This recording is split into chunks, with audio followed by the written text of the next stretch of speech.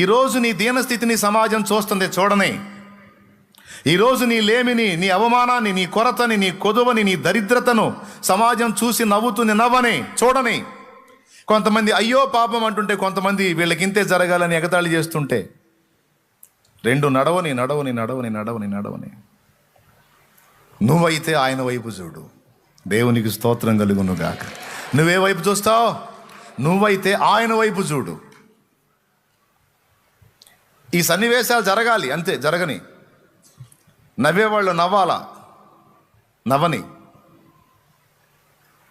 అండి. కొంతమంది నవ్వుతున్నారని వీళ్ళు ఏడుస్తుంటారు, వాళ్ళు నన్ను ఎగతాళి చేస్తున్నారని వీళ్ళు ఏడుస్తుంటారు, వాళ్ళు నన్ను ఇట్లా కించపరుస్తున్నారని వీళ్ళు ఏడుస్తూ ఉంటారు. ఏడవద్దు, అస్సలు పట్టించుకోవద్దు, దాన్ని హృదయంలోకి తీసుకొని కృంగిపోవద్దు.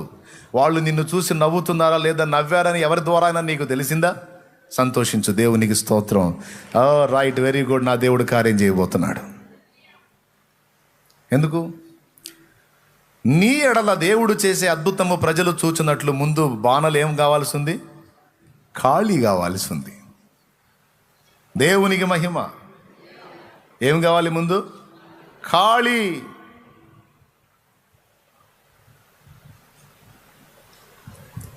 పూర్తిగా ఖాళీ, ఏం లేదు ఇక.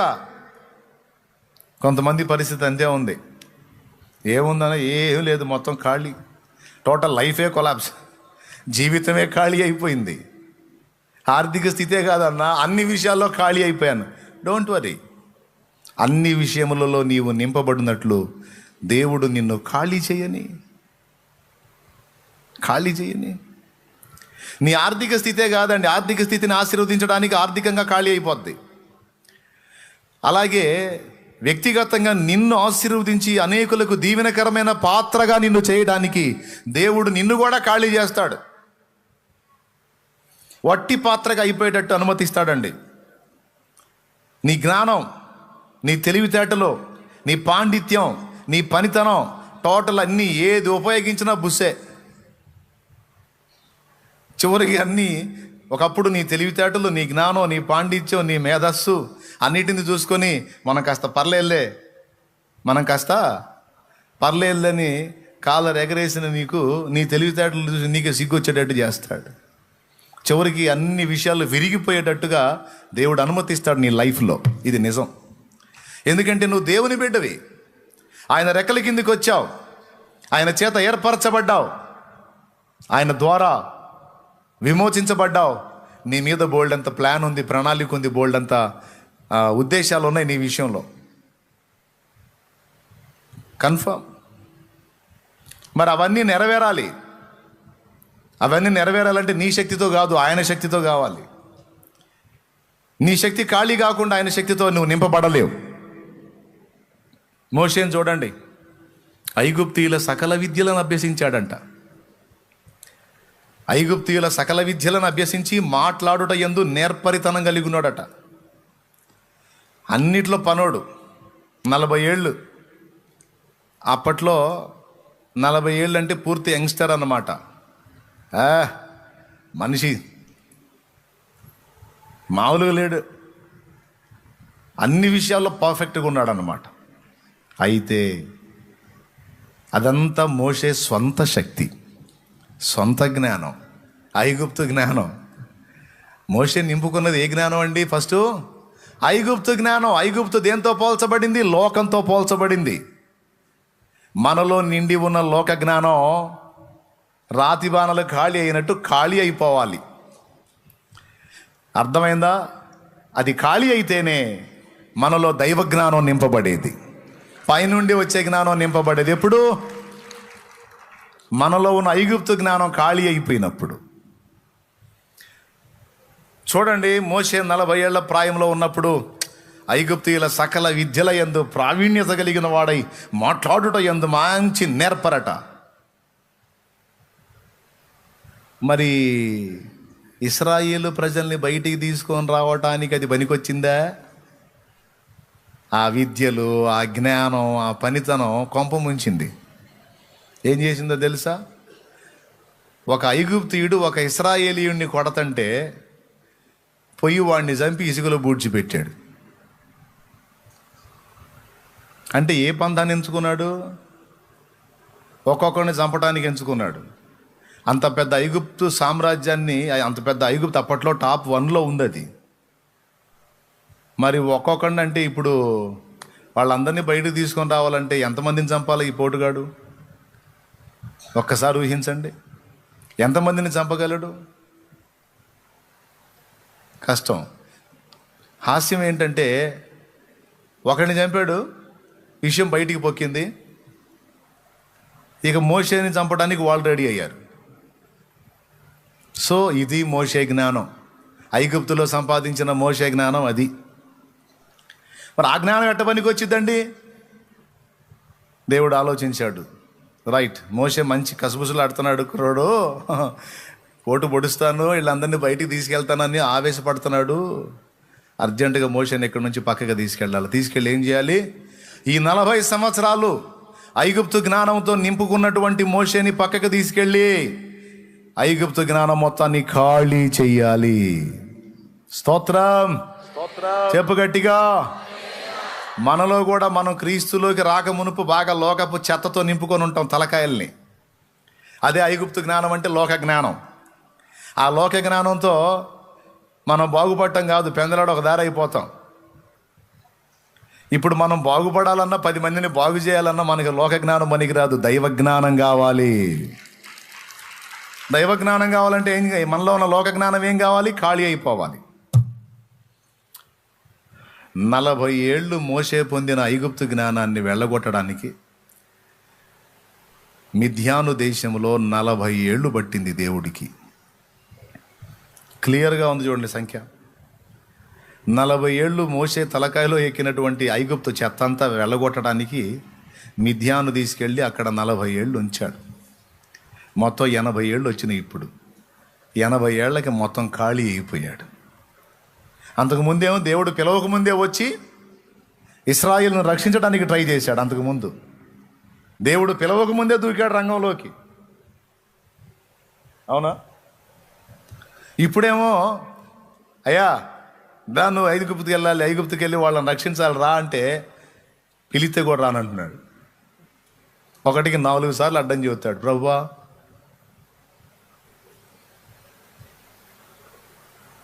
నేను పనికిరాను తండ్రి అంటాడు. నాకు కూడా తెలుసా సంగతి, నేను నా శక్తిని ఇస్తలేదా అంటాడు. ప్రభువా నేను నోటి మాంద్యం గలవాడిని తండ్రి. నరుడికి నోరిచ్చింది ఎవరు? నేనే. నీకెందుకు? నీ అన్న ఆయన అహరోను లేడా? అహరోని నీకు తోడుగా ఇస్తాను, నీకు మాట్లాడాల్సింది ఆయన చెప్పు. ఆయన చెబుతాడు, రా అంటాడు. నన్ను దేవుడు పంపాడంటే ఆ దేవుడు ఎవరని అడుగుతారు, ప్రభువా నీ పేరేంది? నా పేరా? ఉన్నవాడు అనువాడు. ఉన్నవాడు అనువాడనే ఉన్నానని చెప్పు. ఇదంతా ఎందుకు ప్రభువా? నువ్వు పంపదలిచిన వాడే పంపు. ఓయ్ నేను పిచ్చి పిచ్చిగుందా? ఎన్నిసార్లు అడ్డు చెబుతావు, నడో అని కోపగించుకుంటే అప్పుడు గదిలాడు. ఒకప్పుడు పిలవకుండానే వచ్చి యుద్ధానికి దిగిన మోషే ఇప్పుడు పిలిచినా కూడా నా వల్ల కాదంటున్నాడంటే ఎలా తయారైపోయాడు చూడండి. ఖాళీ ఖాళీ. నువ్వే కావాలి యేసుకు, నువ్వే కావాలి. నిన్ను రక్షించగోరిన తండ్రికి నీ హృదయం ఇవ్వాలి. నిన్ను హెచ్చించగోరిన రాజుకి నీ హృదయం ఇవ్వాలి. నువ్వు ఉన్న రీతిగానే వట్టి పాత్రగానే, నువ్వు ఉన్న రీతిగానే వట్టి పాత్రగానే నువ్వే కావాలి యేసుకు, నువ్వే కావాలి. నిన్ను హెచ్చించగోరిన రాజుకి నీ హృదయం ఇవ్వాలి. నిన్ను రక్షించగోరిన తండ్రికి. ఎట్లా? నువ్వు ఉన్న రీతిగానే వట్టి పాత్రగానే. వట్టి పాత్ర అంటే ఏంటి? వట్టి పాత్ర అంటే ఖాళీ పాత్ర. దేవుని మహిమాయుతమైన కార్యం నీ ఎడల, నా ఎడల, మన ఎడల జరగాలంటే ముందు మనల్ని ఖాళీ చేసుకుంటాడు దేవుడు. ఎందుకంటే మనం లోకపు చెత్తతో నింపుకొని ఉంటే అందులో దేవుడు తన మహిమను నింపలేడు. అదంతా ఖాళీ చేయాలి. అందుకే మన తెలివితేటలు ఎంత తెలివితేటలో, మనం ఎంత సోదోళ్ళమో, మనం ఎంత మందారాలమో. అర్థమైందా? జప అంటే మందారం. మనమంతా జపాలో మనకు అర్థమయ్యేటట్టు చేస్తాడు ఆయన. అర్థమయ్యేటట్టు చేస్తాడండి, మన చేత అనిపిస్తాడు. ప్రభువా ఏదో అనుకున్నాను కానీ ఏం లేదు ఎడా అని మన నోటితో మనమే అనేటట్టు చేస్తాడు. ఆ తర్వాత నింపుతాడు ఆయన తన మహిమతో. ఎందుకు అంటే నంబర్ 1 దేవునికి మహిమ రావాలి. నంబర్ 2 నీ ఎడల దేవుడు జరిగించిన కార్యాన్ని చూసి అనేకులు విశ్వసించాలి. ఈ 2 కార్యాలు జరగాలంటే దేవుడు నిన్ను నన్ను మనల్ని ముందు ఖాళీ చేయాలి. ఎంత ఖాళీ అయిపోతామో అంత నింపుకుంటాడు ఆయన మహిమని. అంతే. అవునండి. ఆయిల్ అన్నిటిలోకి ఖరీదు గల ఆయిల్ ఏది? ఆయిల్స్ అన్నిటిలోకి ఖరీదు గల ఆయిల్ అండి ఆలివ్ ఆయిలా? ఖరీదు గల ఆయిల్.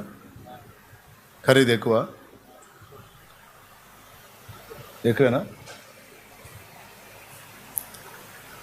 సరే, ఆలివ్ ఆయిలే అనుకుందామండి. దీని నిండా ఈ నీళ్లుండి కొంచెం ఖాళీ ఉండి ఇందులో ఆలివ్ ఆయిల్ పోస్తే ఇందులో ఈ కొంచెం భాగమేగా అది పట్టేది. ఇదే ఇంకా నీళ్లు పోయి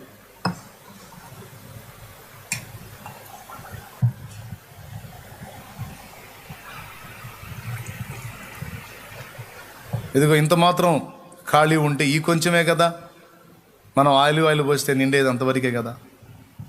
అంతేనా? ఇంకేమన్నా ఎక్కువ ఉంటుందా? పట్టిద్దా? ఇది మొత్తం ఆలివ్ ఆయిల్తో నింపాలంటే చాలామంది ఇలా నింపుకొని చెత్తంతటి నింపుకొని ఇట్టొచ్చి దేవుని ముందుకు, ప్రభువా కొమ్మరించు నాయన, దిమ్మరించు, నింపు నాయన, నింపు అంటుంటారు. స్తోత్రం. ఆయన అంటాడు, ఆడ ఖాళీ ఏదిరా, ఆడ ఖాళీ ఏది? పనికి మళ్ళీ చెత్తతో ఫుల్గా నింపుకొని కొద్ది గొప్ప ఖాళీ పెట్టి నింపు తండ్రి, నిలువెల్లా నింపు తండ్రి, ఖాళీ ఆడుందిరా అంటాడు. ఒకవేళ నిలువెల్లా నింపాలంటే ముందు ఏం జరగాలండి? ఇదిగో మొత్తము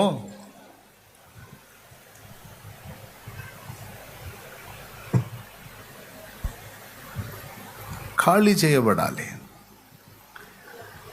మొత్తం ఖాళీ అయిపోయింది అనుకో, ఇక ఇలా రావాలా, అయిపోయింది తండ్రి, ఇక మన సొంత తెలివితేటలు లేవు, తెలివితేటలు, జ్ఞానం, ఇతరుల సలహాలు అన్నీ అయిపోయినాయి. ఇప్పుడు ఒట్టి పాత్రగా అయిపోయా తండ్రి, ఖాళీ పాత్రను అయిపోయాను తండ్రి. ఆర్థికంగానే కాదు, జ్ఞాన విషయంలో, జీవితం విషయంలో టోటల్ బ్రతుకంతా ఖాళీ అయిపోయింది దేవా, ఒట్టి పాత్రగా అయిపోయాను తండ్రి, నీకు స్తోత్రం అని నువ్వు దేవుని ముందుకు వస్తే అప్పుడు నింపుతాడు నిన్ను. ఇక మొత్తం ఆలివ్ ఆయిలే, ఇక మొత్తం దేవుని మహిమే, దేవునికి స్తోత్రం కలుగును గాక. హల్లెలూయా. మరి ఇప్పుడు మొత్తం దేవుని శక్తితో, దేవుని ప్రభావంతో, దేవుని జ్ఞానంతో నింపబడినట్లు మొట్టమొదట మనం కలిగి ఉన్నది ఏం కావాల్సి ఉంది? ఆ ఖాళీ చేసే ప్రక్రియ మనకు అర్థం కాదు. కూర్చొని ఏడుస్తూ ఉంటారు. ఒకప్పుడు బాగానే తెచ్చాగా తండ్రి, ఏంది నాయన నా బతికి ఎట్టయిపోతుంది, ఏం తండ్రి అసలు ఎందుకు చేస్తున్నావు నాయన, నువ్వు రచ్చిస్తావంటే మేము పగబట్టావా ఏంది నాయన, నన్నేంది ప్రభు ఇట్ట చేస్తున్నావు అని కూర్చొని మొత్తుకుంటూ ఉంటారు జనం. అది గొడవ. ఆయన అంటాడు, ఆయన ఏం మాట్లాడు, ముందు ఆయన ఖాళీ చేసే పనిలో ఉంటాడు. ఈ ఖాళీ చేస్తుంటే కుయ్యో మర్రో ఎందుకు చేశాడు ఖాళీ? ఏం ఆశించి చేశాడు అంటే, నిన్ను ఆయన తన మహిమతో నింపాలనుకున్నాడు, నిన్ను మహిమపరచాలనుకున్నాడు, నీ ద్వారా ఆయన మహిమ తెచ్చుకోవాలనుకున్నాడు. నేనైతే నాయన ఏకాంతంగా పోయి చాలాసార్లు నాలాంటోడు ఒకడు బతికుంటాం అవసరం అంటావా? నాకై నేను పోతే నరకానికి పోతాను, ప్రాణం తీసుకుంటే ఆత్మహత్య ద్వారా నా ప్రాణం నువ్వు తీసుకోవచ్చు కదా దేవా అని ప్రార్థన చేశా. నన్ను చంపు నాయనా, నా ప్రాణం తీసుకో, నా వల్ల కాదు ఈ బాధలని ప్రార్థన చేశా. ఈరోజు ఏడుస్తూ మొత్తుకుంటూ గందరగోళం అయ్యేవాళ్ళు చాలామంది ఉన్నారు. బాధలు తట్టుకోలేక, అవమానాలు తట్టుకోలేక, ఇబ్బందులు పడలేక, ప్రాణం పోతేనన్నా బాగుండు దేవుడా అని ఎదురు చూసేవాళ్ళు ఉన్నారు. డోంట్ వరీ తమ్ముడు, నువ్వు దేవుడిని నమ్ముకున్నావు, నిజమైన దేవుడిని నమ్ముకున్నావు సోదరి, భయపడవద్దు, కృంగిపోవద్దు. ఏ అవమానం వస్తుంది, వాళ్ళు అంటున్నారు వీళ్ళు అంటున్నారు, నాకు చాలా అవమానంగా ఉంది అని నువ్వు అన్నావు అనుకో, నీలో ఇంకా ఏముంది? అహం ఉంది. ఆ అహం అవమానాన్ని తట్టుకోలేకపోతుంది. అహం విరిగిపోయిందనుకో, అవమానం కూడా నీకు నొప్పి అనిపించదు. అర్థమైందో లేదో, మరి అర్థమైందో లేదో. ఏదైనా మనకి ఎదురయ్యే వాటికి మనం స్పందిస్తున్నాం చూడు, ఆ స్పందనలు మనలో ఏమున్నాయో మనకు బయలుపరుస్తాయి. అవతలి వాడు కించపరిచి మనల్ని మాట్లాడినప్పుడు మనకు కనీసం చీమ కుట్టినట్టు కూడా లేకుండా మనం ప్రశాంతంగా ముందుకు సాగామనుకో, మనలో అహం విరిగిపోయినట్లు. దేవునికి స్తోత్రం కలుగును గాక. చెప్పు, గట్టిగా చెప్పు, చెప్పు, ఇంకోసారి చెప్పు. అహం మనలో సజీవంగా ఉందనుకో, ఎవరు ఇంత మాట అన్నా సరే విలవిలలాడిపోతాం. కూడు తినం, నీళ్లు తాగం. ఏమైందంటే ఫలానోడు ఇలా అన్నాడు, ఫలానోడు ఇలా అన్నాడు. ఎవరి నాయన వాడి సౌండ్ చూడు ఎట్ట కొడుతుంది ఇక్కడికి. దేవునికి స్తోత్రం. పిల్లలు బెస్ట్ స్పీకర్లు అండి. ఎక్కడో చాగాం,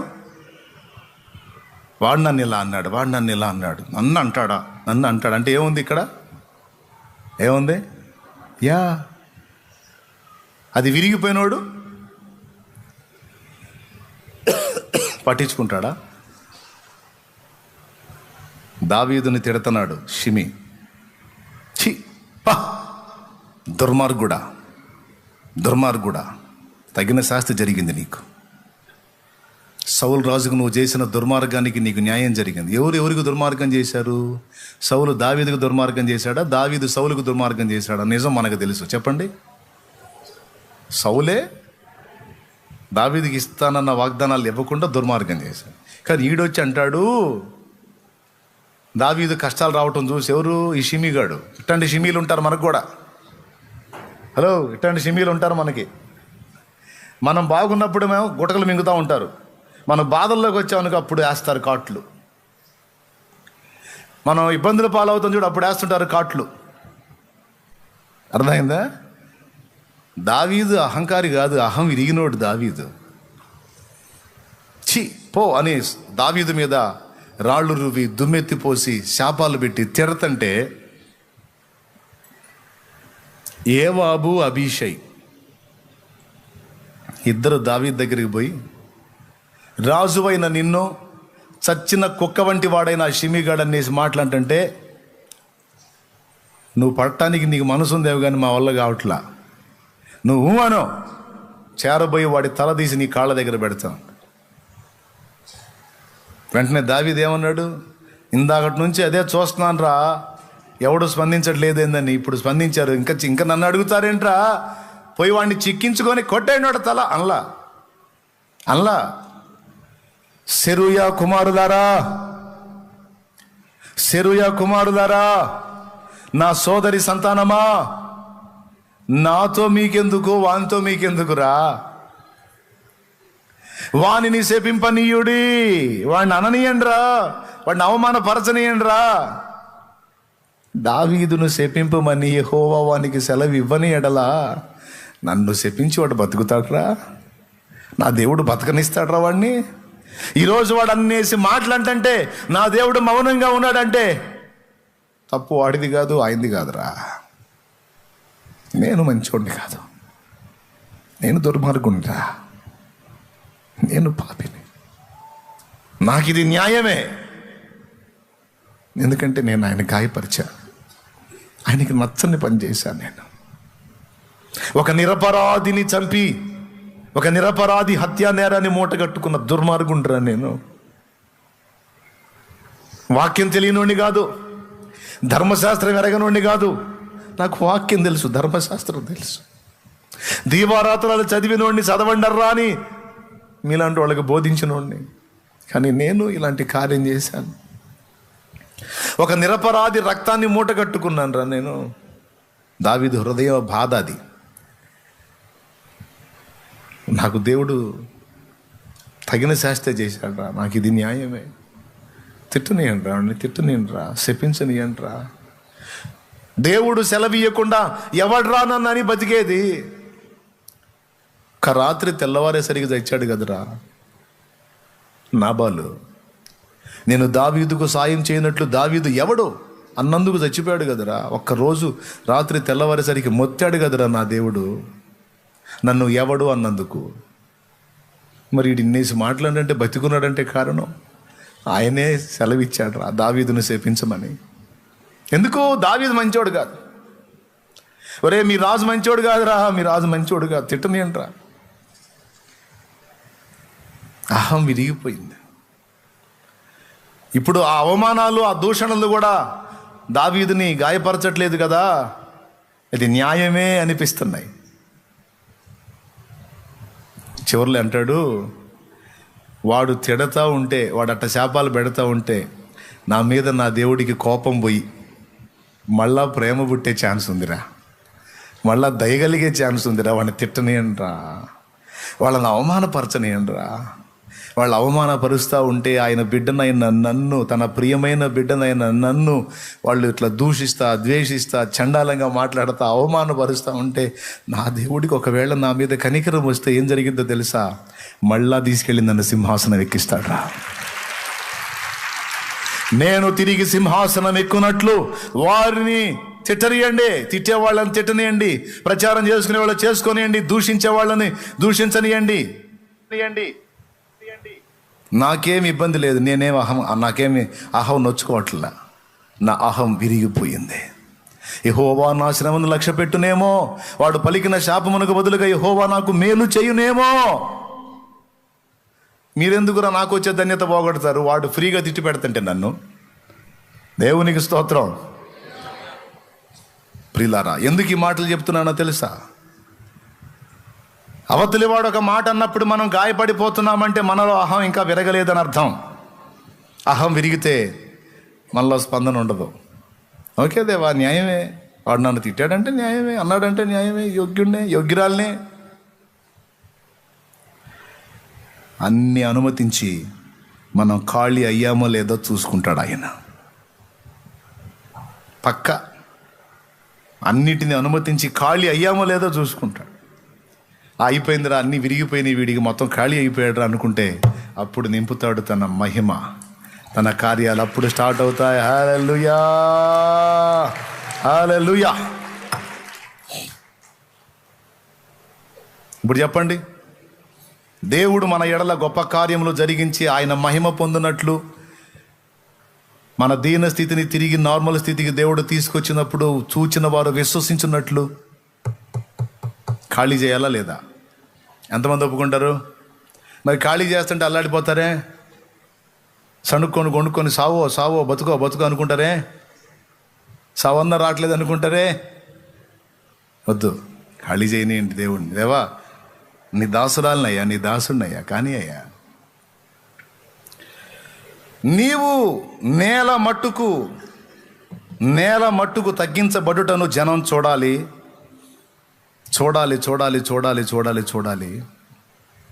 తిరిగి నిన్ను దేవుడు ఆశీర్వదించి హెచ్చించినప్పుడు ఆ నవ్విన నోళ్ళు వెళ్ళబెట్టాలి.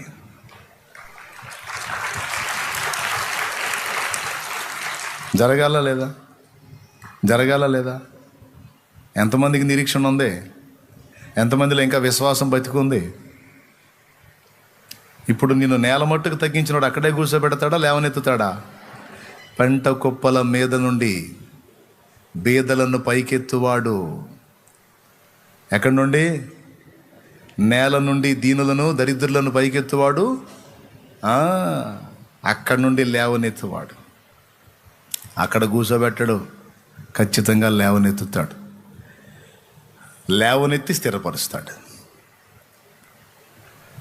మనల్ని అలా దీనస్థితికి తీసుకెళ్ళకపోతే ఎందుకు అలా తీసుకొస్తాడో చెబుతాను. లోకపు చెత్తతో నిండి ఉన్నాం. నేను బ్లంట్ భాషలో వాడుతూ ఉంటాను అప్పుడప్పుడు.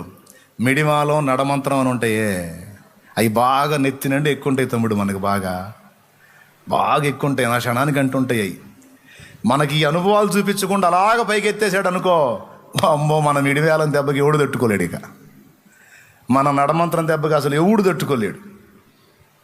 అందుకనే మనల్ని ఆయన ఆశీర్వదించగోరినప్పుడు నేల మట్టుకు దించుతాడు, నేల మట్టుకు తగ్గిస్తాడు. ఇక నడమంత్రాలు, మిడిమేలు, అహాలు, అహంకారాలు, కారాలన్నీ ఏంటి ఏం చేస్తాడు?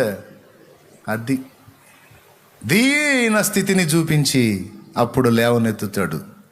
ఇక ఆ తర్వాత నీకు ఎంత సంపద అన్నా రాని, నిన్నెంతన్నా వాడుకొని, నిన్నెంతన్నా హెచ్చించని, నువ్వేమంటావు తెలుసా? ఇదంతా ఆయన కృప, ఇదంతా ఆయన కృప. మనుషులు వచ్చి నిన్ను పొగిడినా సరే స్వీకరించవు. నువ్వు వారు పిచ్చోళ్ళారా నన్ను పొగుడుతున్నారు, ఏముందిరా నా దగ్గర, నా బతుకు ఇది, ఈ స్థాయికి పోయినోడిని నేను, నన్ను మళ్ళా తీసుకొచ్చి ఇలా నిలబెట్టింది నా తండ్రి. అంతకుముందు దేవుడు నిన్ను విరగొట్టక ముందు నిన్ను జనం పొగుడుతుంటే ఈ మీసాలు ఇట్టు తిప్పుతుంటావు. ఏందనుకున్నాం మరి అంటుంటావు. ఇప్పుడు తెప్పవు. దేవుడు నిషాదించి మళ్ళీ లేవనెత్తాడు చూడు, అప్పుడు తెప్పవు. అప్పుడు జనం వచ్చి నువ్వు ఇంత అంటే నేను కాదు ప్రభు అంటుంటా. దేవునికి స్తోత్రం కలుగును కాక. ఎంతమందికి అర్థమైంది సోదరులు? నిజంగా అర్థమైందా? సేవకులకైనా ఇదే పద్ధతి. అంటే నేను వచ్చిన రూట్లో వస్తున్నారు వాళ్ళు కూడా, సెగ తగులుతుంది వాళ్ళకి కూడా. తగులుతున్నప్పుడు అన్నా అంటున్నారు, అంతే ఉంటుంది.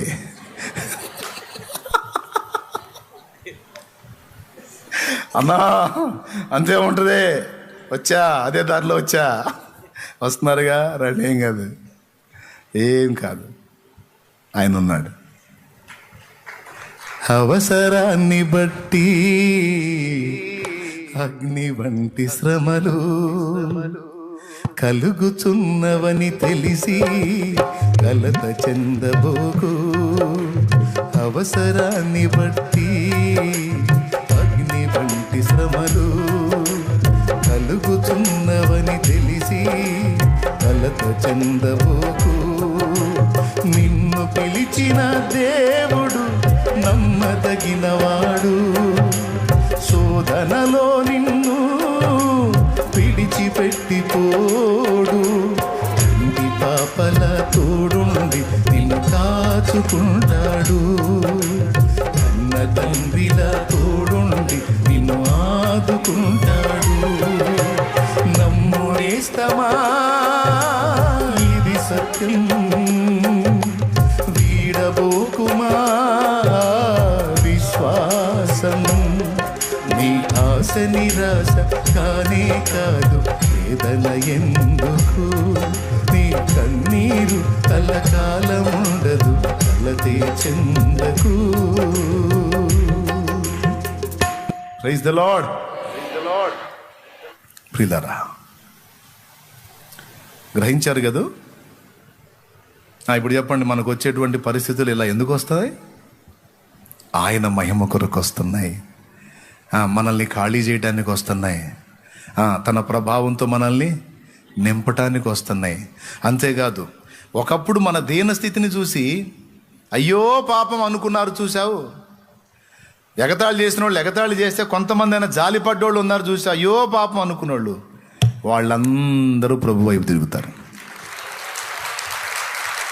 కానాలోని మొదటి సూచక క్రియ యేసు చేసి తన మహిమను బయలుపరిచినప్పుడు ఆయన శిష్యులు ఆయన యందు విశ్వాసం ఉంచి అని రాసింది.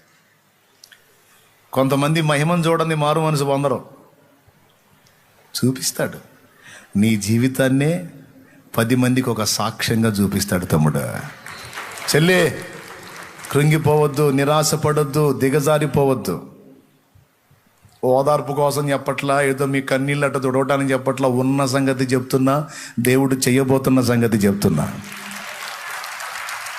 నా హృదయంలో దేవుడు ఉంచిన వాక్కు చెప్తున్నా. నేను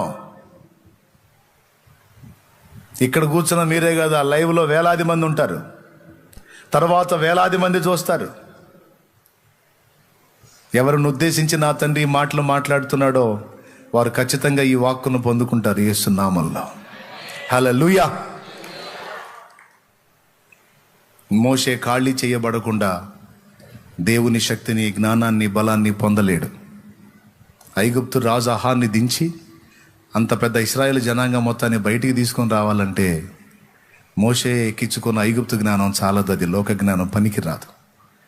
ఐగుప్తు రాజుని శాసించాలంటే లోక జ్ఞానానికి మించిన దైవ జ్ఞానం కావాలి. ఎందుకంటే ఐగుప్తు రాజు దగ్గర మోషేకి విద్య నేర్పిన గురువులు ఉన్నారు. ఒకవేళ మోషే వెళ్ళి తన ప్రతాపాలు అక్కడ చూపించడానికి ట్రై చేస్తే అంతకు మించిన ప్రతాపం కలిగిన గురువులు అక్కడ ఉన్నారు. అసలు మోషేకి చదువు నేర్పింది వాళ్ళేగా. వాళ్ళెట్ట బతకనిస్తారు మోషేని?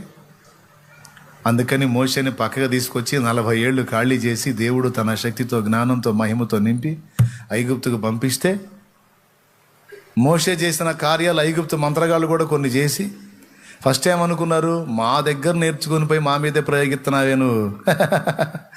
మోషే కర్రల్ని పాముల్ని చేయటం, నీళ్ళని రక్తంగా మార్చటం, ఈ ముచ్చట్లన్నీ మాకు కూడా వచ్చు అని వాళ్ళు చేశారు. చివరికి ఐగుప్తు ధూళిని మోషే కొట్టినప్పుడు అది వారి శరీరంలో, వారి తలల మీద పేలైంది చూడు, పేలు. ఆ పని వాళ్ళు కూడా చేయడానికి ట్రై చేస్తే అది వారి వల్ల కాల.